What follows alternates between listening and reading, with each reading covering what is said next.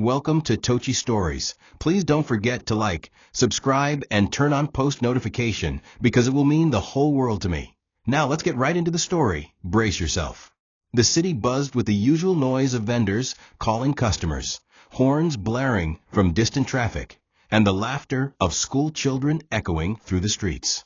But inside the black-tinted Mercedes Maybach parked across from Amara's Emporium, there was nothing but silence, an almost sacred kind of silence. Obinna sat in the back seat, hands clasped tightly as he watched the woman who had unknowingly become the center of his thoughts. His eyes followed her every movement, the way she arranged her goods neatly, the graceful curve of her back as she stooped to attend to customers, her modest but confident posture, and the radiant smile that seemed to brighten even the dusty road. She was everything he wasn't prepared for, everything he didn't even know his soul needed.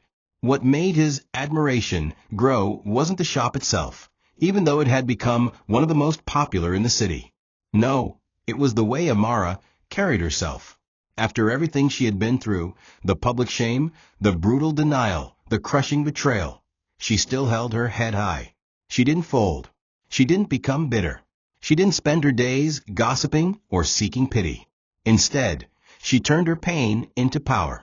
The tiny investment he once offered her out of sheer compassion had become a bustling enterprise. She was respected by the community, loved by her customers, and admired by every person who crossed her path. And yet, despite her success, her humility had only deepened. She still greeted him with the same soft, respectful tone. "Good afternoon, sir." Never Obinna. Never assumed familiarity. Always dignified, always humble. As Obinna sat there, something gnawed deep within him, something terrifying. He could face business mergers worth billions. He could stand before presidents and CEOs with steady hands and unshakable confidence. But watching this woman, the way her laughter filled the air, how her eyes softened when speaking to customers, and how her son called her my queen, shook him in ways no boardroom ever could. His heart pulsed painfully against his chest, whispering truths he wasn't ready to hear. He was falling, not gradually, not carefully, but fully, deeply, helplessly. And for the first time in years, Obinna felt something he had buried long ago: hope and fear. Obinna paced his penthouse that night like a man possessed, hands running through his neatly trimmed hair, his chest rising and falling with an ache he couldn't suppress. The walls of the room, adorned with expensive art pieces, suddenly felt suffocating. His wealth, once a source of comfort and pride, now felt hollow. What use was money when the one thing he had long sworn off, love, came crawling back to his heart like a stubborn vine through cracks in concrete? His feet dragged toward the floor-to-ceiling window overlooking the city skyline. But tonight, the lights that usually inspired him felt irrelevant. His eyes weren't searching for skyscrapers or numbers. They were searching for clarity, for answers. But none came. He gripped the cold railing, squeezing until his knuckles turned pale. The memories rushed in, moments he had buried for years. This wasn't supposed to happen. After all, hadn't he promised himself that love was a scam? A cruel joke the universe played on fools like him? His generosity was always calculated. He gave to the poor, funded hospitals, paid scholarships, and fed hundreds, not because he wanted connection, but because it filled the void where his heart used to be. His kindness was a wall, an armor to keep others from getting too close. But Amara, she was different. Her gratitude was never flattery. Her respect was never manipulation. She never asked for more than what was given, never once tried to exploit his kindness. It was terrifying to realize that the very walls he built to keep himself safe were crumbling, and not because someone forced them down, but because for the first time in forever, it felt right to let them fall. But just as hope began to sprout, fear wrapped its cold fingers around his neck. His pulse quickened. His mind screamed, "Don't forget. Don't be stupid. You know what happens when you love." He pressed his palm against his chest as though it would quiet the storm inside. But the memories grew louder, darker, crueler, dragging him back to the very day his heart was murdered. Back to the woman who taught him that love could be the deadliest weapon. 16 years earlier, the world was a different place. Obinna was just a 24-year-old dreamer, a man with rough edges, wide eyes, and a heart far too trusting for the cutthroat business world he was just entering. He was ambitious, but soft, driven yet naive. And that's when he saw her, Ada, sitting beneath the old mango tree by the university library, her shoulders slumped, her hands tightly clutching a worn-out notebook. Her tear-streaked face was turned downward, hiding the stunning beauty that had captured his attention in the first place. Her skin was flawless, rich, dark, radiant. Her hair fell messily over her face. But it wasn't her beauty that drew him in. It was her brokenness. Something about the way she trembled, the silent tears rolling down her cheeks, it gripped him. Without thinking, without planning, he walked over. "Are you okay?" Those three simple words sealed his fate. Ada lifted her head slowly, revealing large doe-like eyes that shimmered with vulnerability. Her voice was shaky, barely above a whisper. I haven't eaten. Rent is due, exams are next week. I don't know what to do." Each word was a dagger. It wasn't just pity Obinna felt. It was a fierce, overwhelming desire to save her, to protect her, to be her hero. From that moment, his life became intertwined with hers. What started with paying for her lunch that day became rent, then tuition, then clothes, then everything. By the time Ada graduated, Obinna was completely in love, obsessed, convinced that destiny had handed him his queen. And because he believed in empowering the women he loved, he opened a boutique for her, a beautiful store in the heart of the city, fully stocked, fully paid for. "I want you to be independent," he had told her, cupping her face with pure adoration. "Not because you need me, but because I want to see you win." For a while, everything seemed perfect. Or so he believed. But looking back now, with painful clarity, Obinna realized he had fallen in love with a lie. And the cracks in that perfect fairy tale were about to show in ways that would haunt him forever. At first, the signs were small, almost ignorable if not for hindsight. Ada became irritable over trivial things. Her gratitude, once glowing and sincere, turned into casual entitlement. She stopped checking in as frequently, claiming the boutique kept her too busy. Her calls became mechanical, her laughter forced. Obinna, so blinded by love, ignored the creeping suspicion that something was off. He chalked it up to stress, to the pressures of running a new business. What else could it be? After all, he had done everything right, helped her through school, set her up with a business, made sacrifices most men wouldn't. Surely it was just a phase. But deep down, a gnawing voice whispered, "Look closer." Then came the excuses. "I'm not feeling well. I need space. I've been under a lot of pressure lately." She began avoiding him. Dates were canceled, phone calls ignored, texts left unanswered. When he did manage to reach her, she spoke with the cold efficiency of a business transaction. The warmth was gone. Affection was rationed like an expensive commodity. Worse still, intimacy became a tool for manipulation. "We're not married yet," she would say, pushing his hand away whenever he tried to hold her intimately. A responsible woman waits. Yet her social media told a different story. Tagged photos at expensive lounges, spa treatments, and weekend getaways she never discussed with him. When he confronted her about her reckless spending, the boutique running into unnecessary debts, suppliers complaining of unpaid goods, she exploded. "Are you calling me a thief? Is that what this is?" Her voice was shrill, her eyes ablaze with the kind of anger that comes not from innocence, but from being caught. "I worked for everything I have. Don't you dare make me feel like I owe you my life." It was a slap without the physical hand. That moment left Obinna paralyzed. His heart screamed at him that this wasn't the Ada he fell in love with, but his mind, desperate for the fairy tale he'd invested in, convinced him otherwise. "It's just stress," he muttered to himself. "Once we're engaged, things will go back to how they were." But the universe had other plans. It was meant to be the happiest day of his life. Obinna had spent weeks planning the perfect engagement. He rented a beautiful hall. He commissioned a gold engagement ring, delicately engraved with "Forever Yours" on the inside. The cake was designed. Friends were invited. Everything was set. On the morning of the event, Obinna, overwhelmed with excitement, decided to surprise Ada with a custom bracelet, an extra token of his love. He drove to her apartment, smiling like a schoolboy in love, rehearsing how he would slip it on her wrist before the ceremony. But as he neared her door, something felt wrong. The door was slightly ajar, and then he heard it. Laughter, giggling, voices, followed by unmistakable moans. His blood turned cold. His hand trembled on the doorknob. The gift box slipped from his grasp, landing on the floor with a soft thud. Slowly, painfully, he pushed the door open. What met his eyes would haunt him for the rest of his life.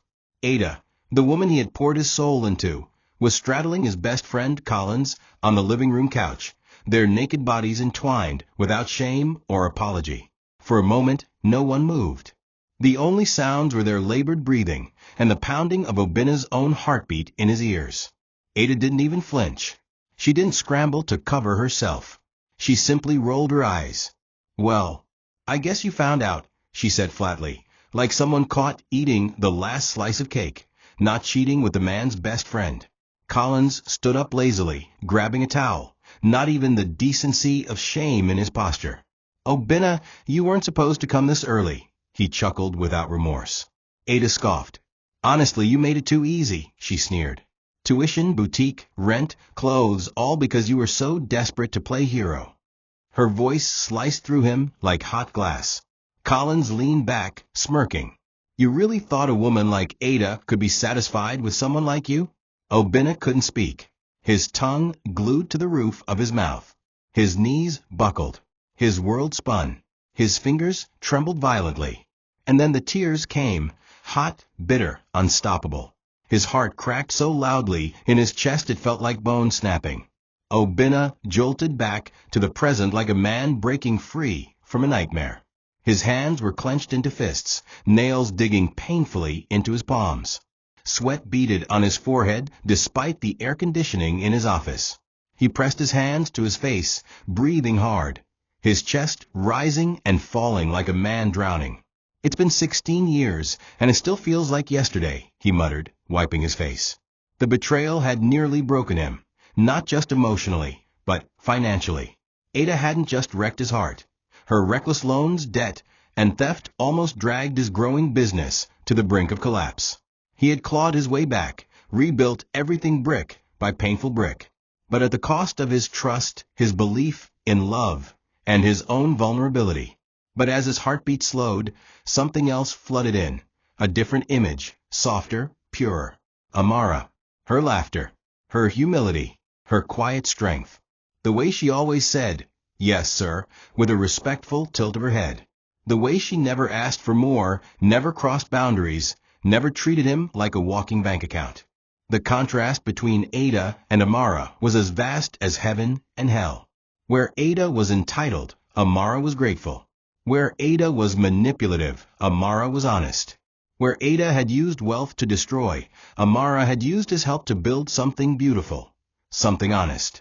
And for the first time in years, Obinna's chest ached not with pain, but with something terrifyingly fragile. I think I'm falling." The whispered confession to himself felt dangerous, like handling glass with bare hands. But it was undeniable. Amara had dismantled the walls around his heart, not with charm, not with seduction, but with humility, respect, gratitude, and grace. A tear slipped down his cheek, not from sadness, but from the overwhelming realization that maybe, just maybe, he could love again. And if love had a name, it was Amara. Obinna sat at the edge of his office sofa that morning, staring at his phone for longer than he cared to admit. For a man whose thumbs effortlessly signed contracts worth billions, whose voice could command boardrooms filled with global investors, crafting a simple message felt impossible. His chest tightened as he typed and erased, typed and erased. "Good afternoon, Amara. I was wondering, would you have lunch with me tomorrow?" He read it thrice, shook his head, deleted it, and started again. "Not lunch, sounds too forward. Maybe coffee." He chuckled dryly, realizing how ridiculous he sounded. What was happening to him? A billionaire negotiating a lunch invitation like it was a merger. Eventually, he settled for something safe. I'll be in your area tomorrow. Are you free for coffee? He pressed send before fear made him delete it again. Her reply came minutes later. As always, simple, modest, respectful. Good afternoon, sir. Yes, sir. I'm free, sir. Thank you, sir. 3 sirs in one message. Obinna chuckled, shaking his head as warmth spread through his chest. Even over text, she can't drop the sir, he muttered with a smile tugging at the corner of his lips. The next day, he arrived earlier than scheduled at a serene, open-air cafe near the city's riverfront. His driver opened the door, and Obinna stepped out, dressed not in his usual intimidating suit, but in a simple white linen shirt and navy slacks, an effort to seem approachable. Minutes later, Amara arrived, stepping out of a kiki with her son holding her hand. She wore a simple but elegant floral gown that brushed just past her knees, her hair in a neat bun, tiny earrings catching the morning light. She carried herself with grace, modest yet striking. Obinna stood immediately, holding the chair for her, a gesture that startled even himself. Her son sat beside her, grinning as he tugged at Obinna's wrist excitedly.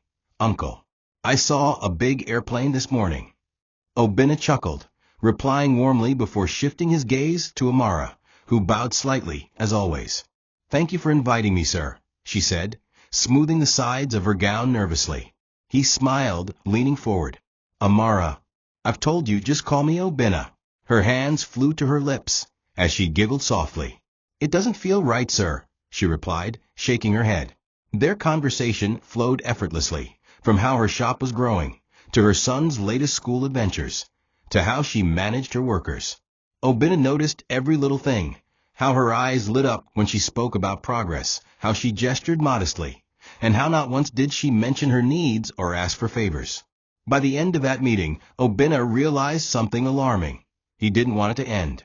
The lunch became another lunch the following week, then coffee the week after, then a walk through an art gallery the week after that.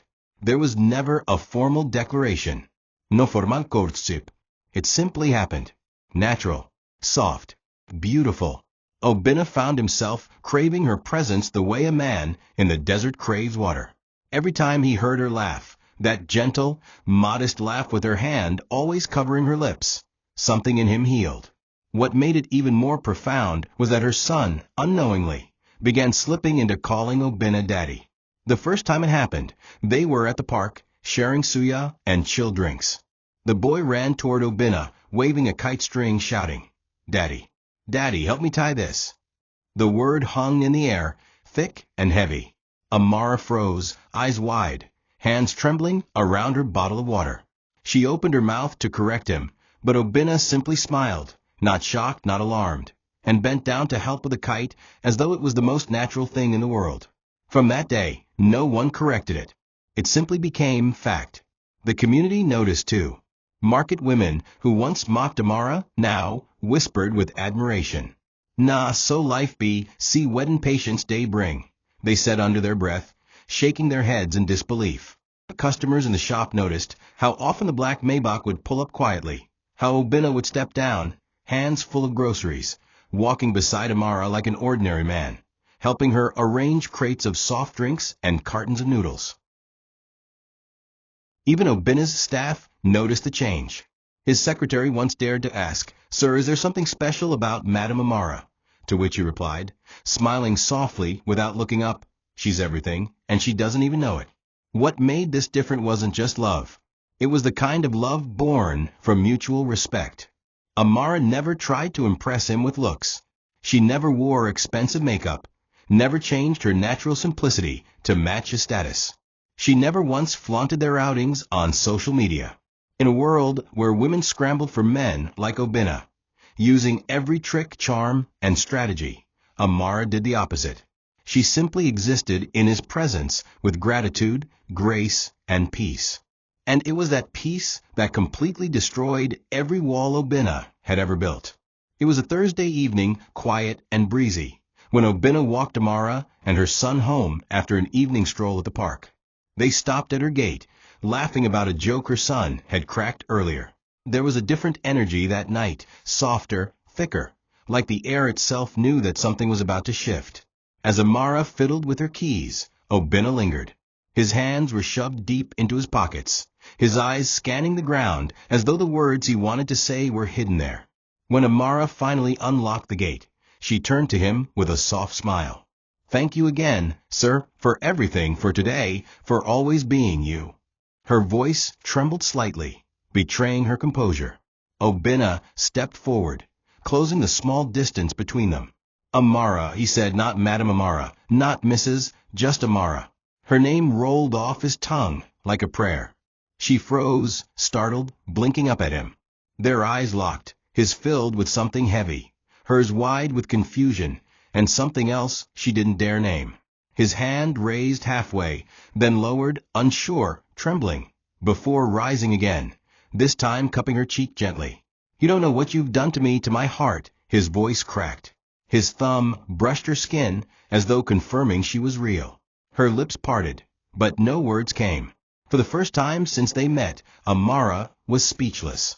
Her fingers clutched her wrapper at her chest like a lifeline. "Sir, please." Her voice was no longer steady. It was small, vulnerable. "Please don't say it if you don't mean it, please." Her eyes shimmered with unshed tears, not a sadness, but a fear. Fear of hope, fear of believing. But Obinna stepped closer still, closing every remaining inch between them. His forehead pressed gently to hers. "I mean every word. I didn't plan this.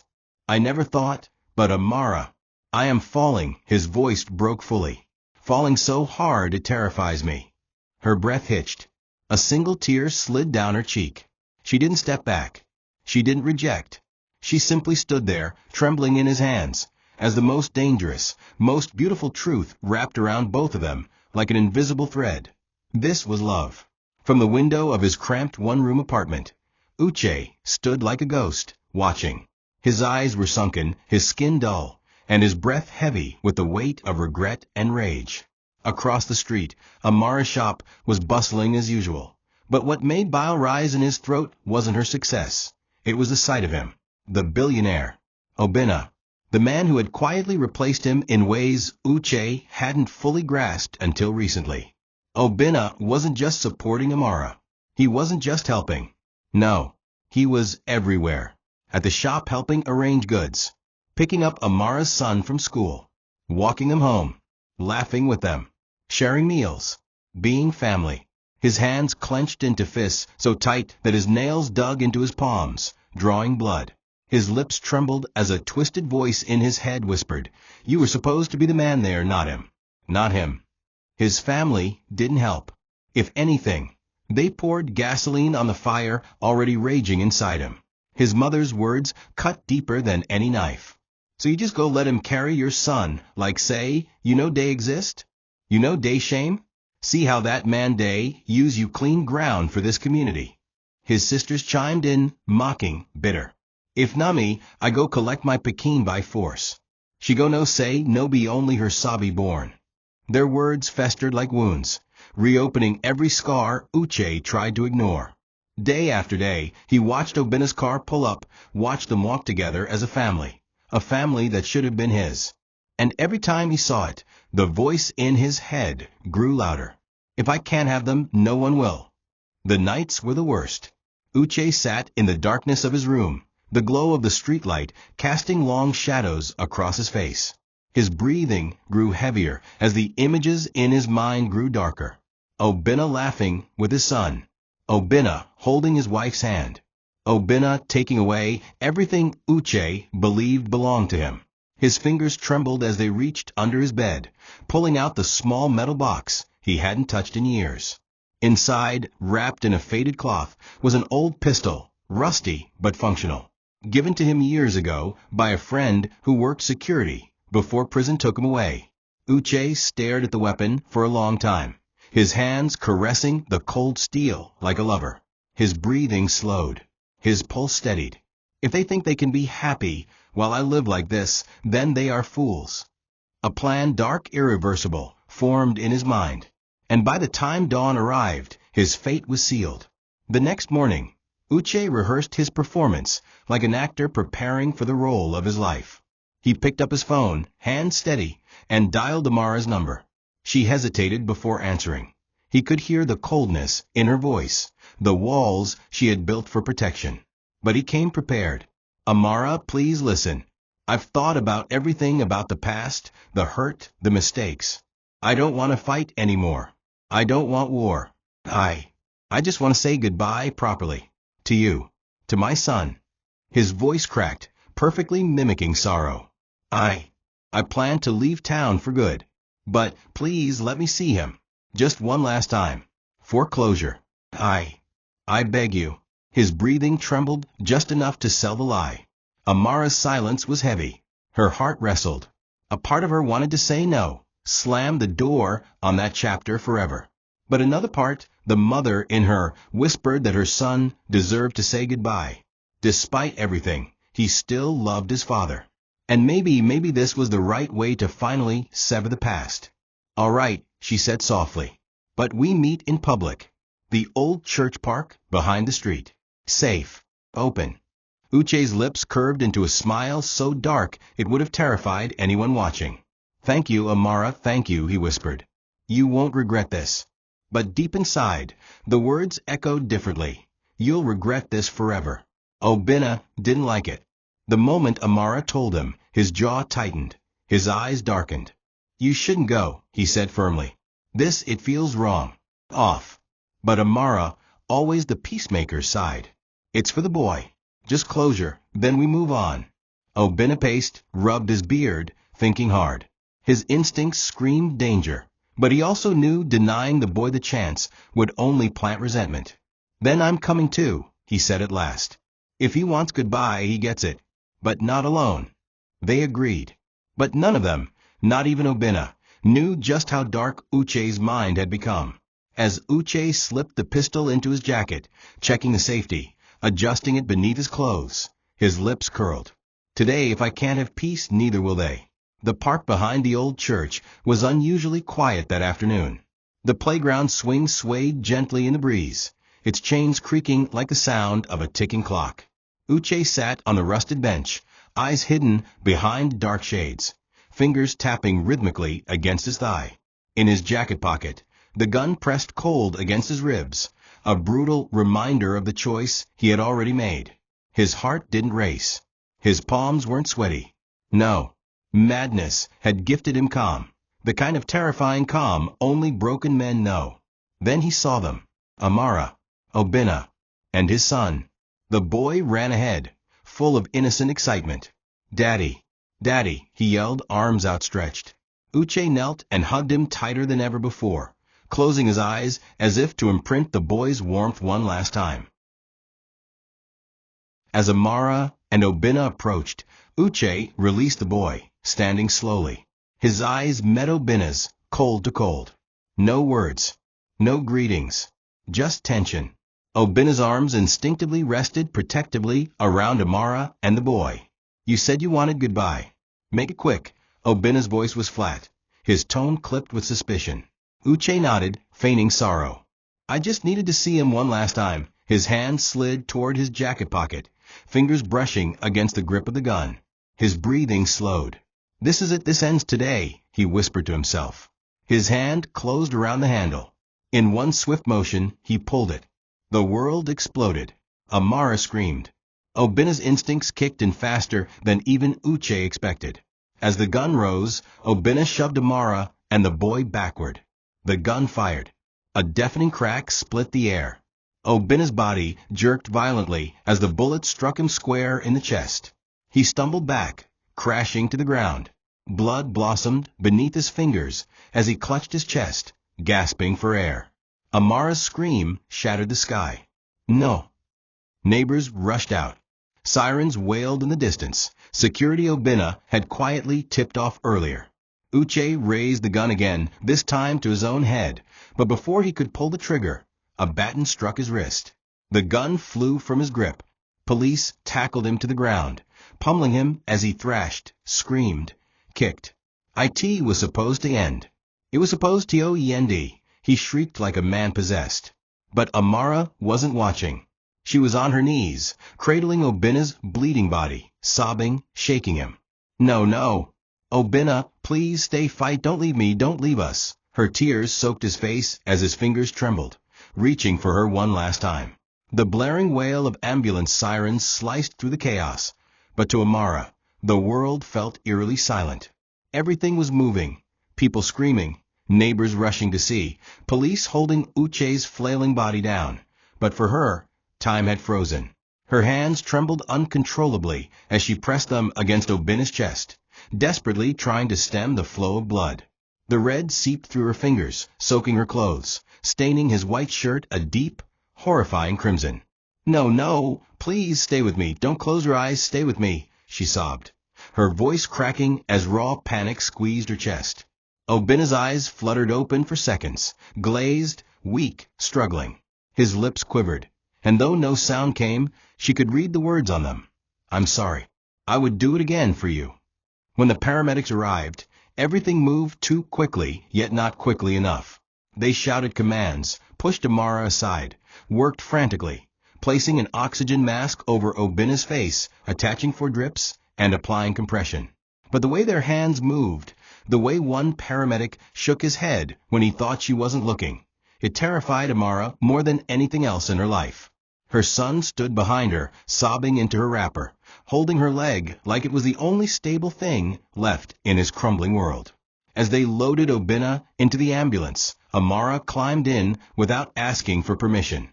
Her hands refused to let go of his, trembling, blood-stained, desperate. Her mind screamed prayers, loud, frantic, unformed. "God, please, please don't take him, not after everything." The ride to the hospital felt like a lifetime stretched over mere minutes. Inside, one paramedic pumped Obinna's chest rhythmically while another checked his vitals, their faces grave. "He's losing too much. We need more pressure. Where's that line?" someone barked. Amara sat frozen, gripping his cold hand with both of hers, whispering broken prayers through chattering teeth. Stay, don't leave me. You said you wouldn't leave me." Her son curled beside her, crying softly now, the loud sobs replaced with hollow, exhausted whimpers. As the ambulance screeched to a halt at the hospital entrance, the doors flew open. Medical teams stormed in like soldiers, yanking Obinna's stretcher out. A nurse tried pulling Amara away.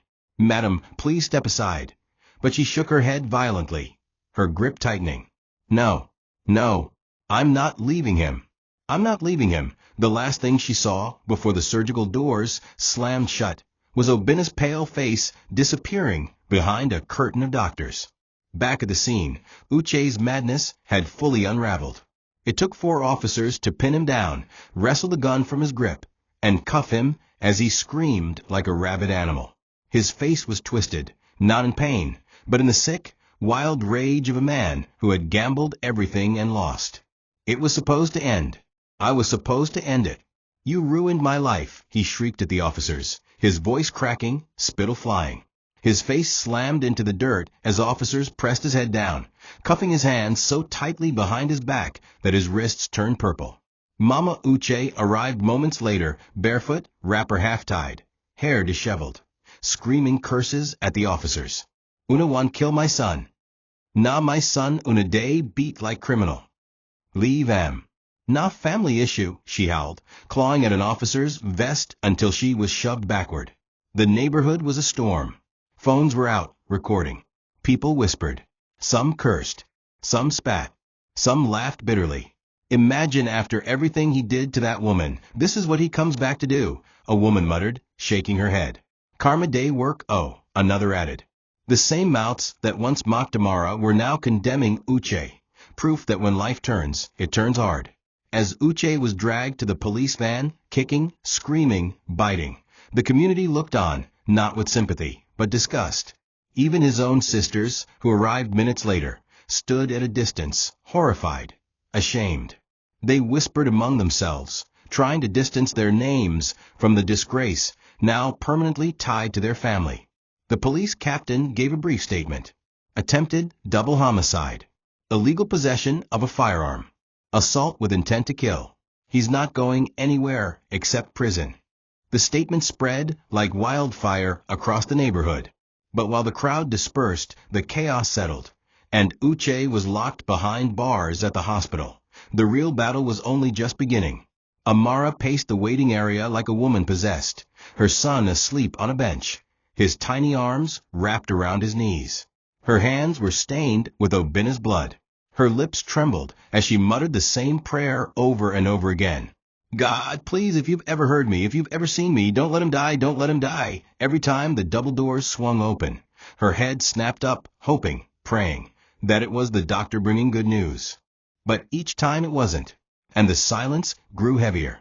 Minutes turned into hours, the kind of hours that stretch like eternities, where every second feels like a blade scraping flesh. Amara sat hunched over, her hands clasped so tightly in prayer her knuckles turned white. Her lips moved constantly, whispering every prayer her mother ever taught her, every word she could remember. Her tears never stopped. At some point, a nurse came with a basin of warm water and a towel, gently trying to clean the dried blood from her hands, but Amara snatched her hands back, shaking her head. No, no, leave it. I need it there until he comes out, until her voice cracked, dissolving into sobs. Her mind raced back to everything. How this man had walked into her life, not with demands, not with expectations, but with kindness. How he stood by her when the world spat on her name. How he helped her build her business. How he treated her son like his own. How he never once disrespected her, never once demanded anything beyond her comfort. Her heart shattered at the thought of losing that, of losing him. The man who restored her dignity. The man who taught her what love felt like after the storm. Her hands trembled as she rocked back and forth. Please, God, I've lost so much. Please, not him, please. The doors finally swung open. A doctor emerged, his scrubs stained red, his gloves dangling, his face drawn and exhausted. Amara shot to her feet, her hands pressed together in prayer, her entire body trembling. Doctor, please tell me, she gasped. The doctor inhaled deeply, wiping sweat from his brow. His gaze softened, and for a moment it felt like the world held its breath. It was close, very close, but he made it. He's alive. Amara's knees gave out, crashing to the floor as her hands flew to her mouth. A sob tore from her chest, but this time not one of despair, but of relief, of gratitude, of overwhelming joy. She collapsed forward, pressing her forehead to the cold tiles, sobbing uncontrollably as her son rushed to hug her. Thank you, God, thank you. Her body shook as the wave of emotions broke over her like a tidal wave. He stayed, oh God, he stayed. The ICU was cold, sterile, and suffocatingly quiet, save for the rhythmic beeping of machines, each one counting the seconds, the breaths, the fragile thread tethering Obinna's life to this world. Amara sat by his bedside, her fingers wrapped around his, refusing to let go. His face was pale, a sharp contrast to the vibrant man she had come to love, the man who once walked with such quiet strength, whose voice calmed her storms. Now he lay there, tubes in his nose, wires attached to his chest, and bandages wrapped around his side where the bullet had torn through. His chest rose and fell weakly, each breath a war between life and death. Amara hadn't moved from that chair in hours. Nurses came and went, but she barely registered them. Her hand trembled against his skin as she whispered, "You fought for me. Now fight for yourself. Please, please." Her mind kept replaying everything. How he leapt in front of her without thinking. How his body crumbled under the gunshot meant for her and their son. She wept silently, her head resting against his arm, her thumb brushing circles over the back of his hand. "Stay, please stay. You promised me you wouldn't leave." "I was never leaving you, don't leave me now." Her son, exhausted, had curled up on the small couch in the corner, his face puffy from crying, still murmuring, "God, please save Uncle." The trauma of it all hung in the air, suffocating yet sacred. A night where love and life waged war against death. Then, as dawn began to break, something shifted. A tremor, a subtle twitch of Obinna's fingers. Amara gasped, sitting bolt upright. His eyelids fluttered, slow, heavy, but undeniable.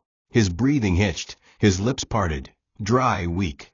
His eyes opened, glazed at first, until they found her, until they recognized her. A single tear slipped down Amara's face as she gripped his hand tighter, choking back a sob. Obinna, oh my God, you stayed. His fingers weakly squeezed hers. His lips trembled as a whisper barely escaped. You stayed, Amara nodded, pressing her forehead against his hand. I was never leaving. I was never ever leaving. Tears streamed freely down her face, not of pain this time, but of overwhelming, soul-crushing gratitude.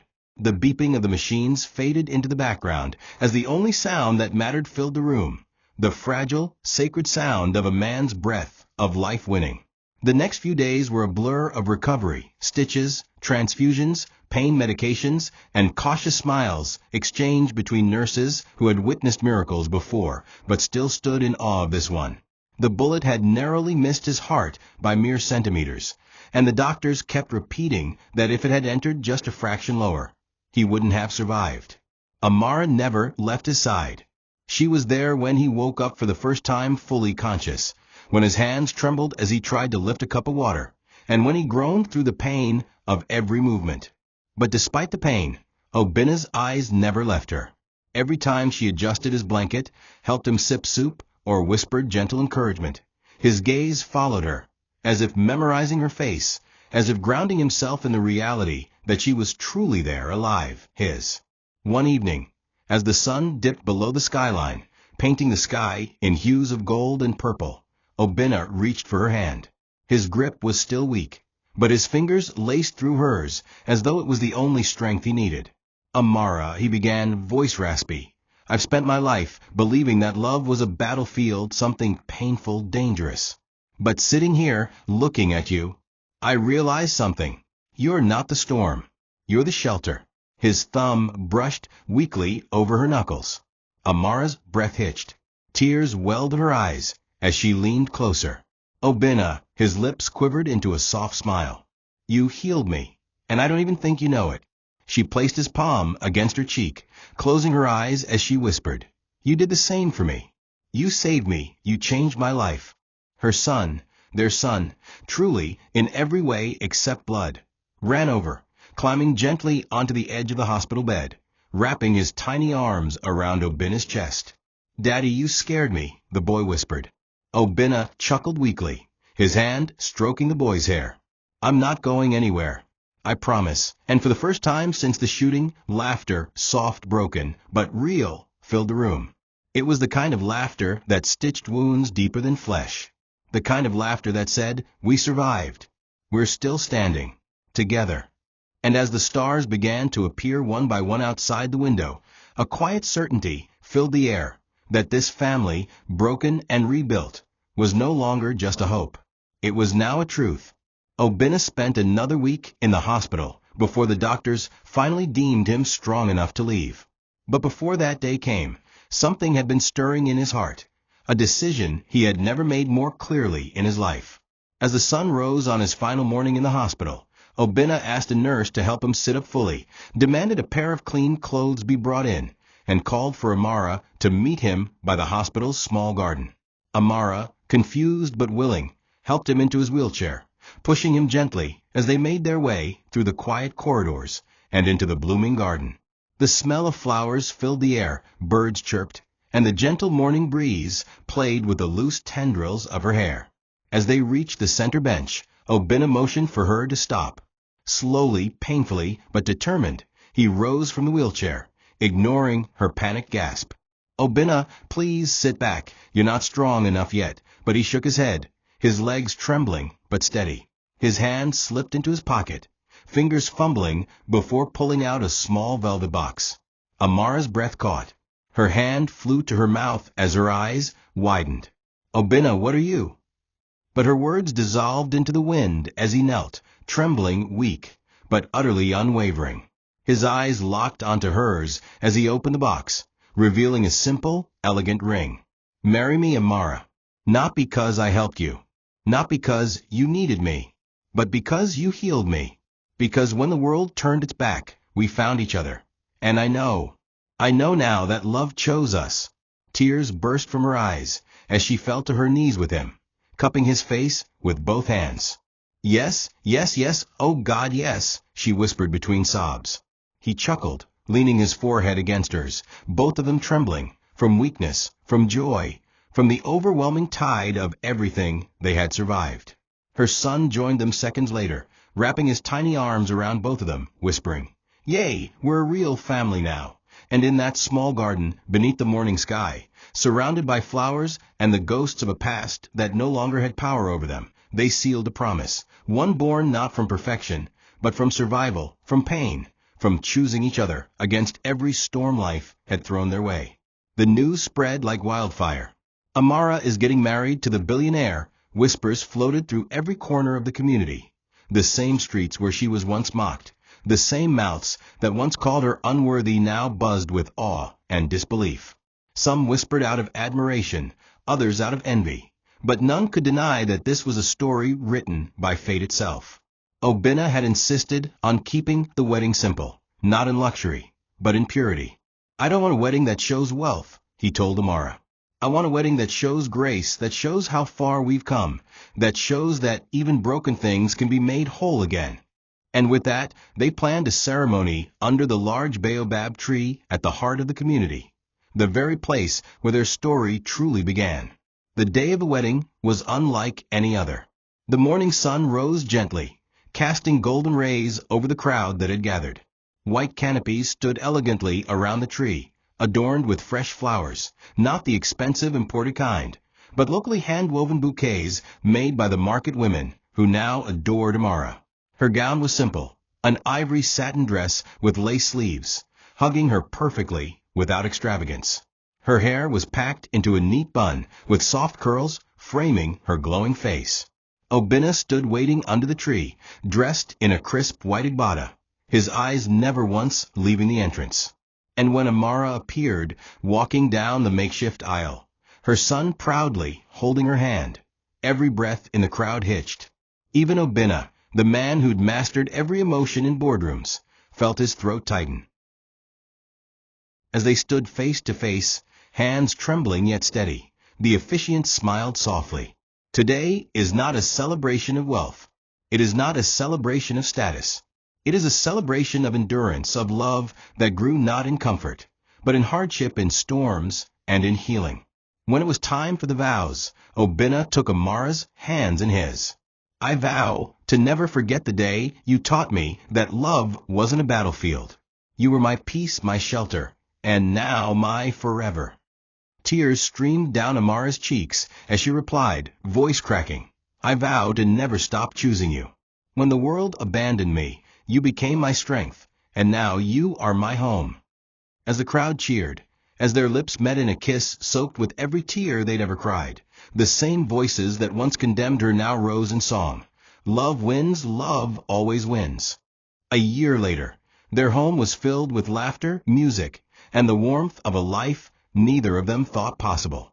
The once quiet house now echoed with little footsteps, giggles, and the soft cries of a newborn. In Obinna's arms rested the newest addition to their family, a baby girl dark-skinned like her mother, with soft curly hair and Obinna's sharp, intelligent eyes. As the baby cooed softly against his chest, Obinna kissed her forehead, then glanced across the living room where Amara sat, nursing, glowing, her son leaning against her side, flipping through his schoolbook.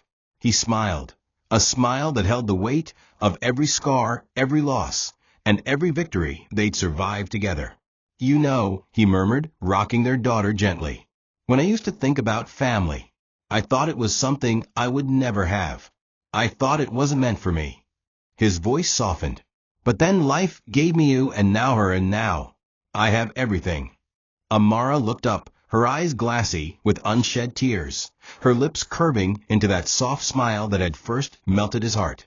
"And you gave me the life I never believed I deserved," she whispered, reaching over to squeeze his hand. "After everything, after all the storms, we're here, and we're still standing." Her son chimed in with a cheeky grin, "And I finally have a baby sister. That means I'm the boss now, right?"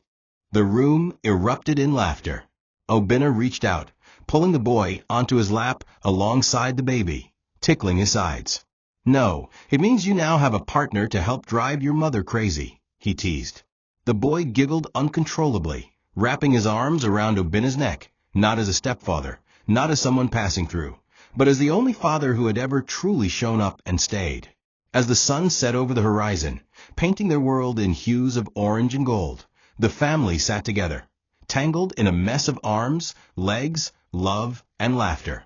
The scars of the past had not vanished, they remained, but no longer as wounds. They were now the lines that told a story of a woman once denied, a man once broken, a child once caught in the middle, and a love that refused to die. A story where pain birthed strength, betrayal birthed loyalty, and endings became new beginnings. As Obinna kissed Amara's temple, his hand gently resting over hers, he whispered one final truth, one that summed up everything they had become. People may fail, but love never does. And as their baby yawned, as laughter filled the air, as the world outside moved on, their world stood still, perfect, whole, and finally home. Thank you for watching this video. What did you learn from this story? Drop it in the comments. Please make sure you like, comment, and subscribe to my YouTube channel Tochi Stories for more.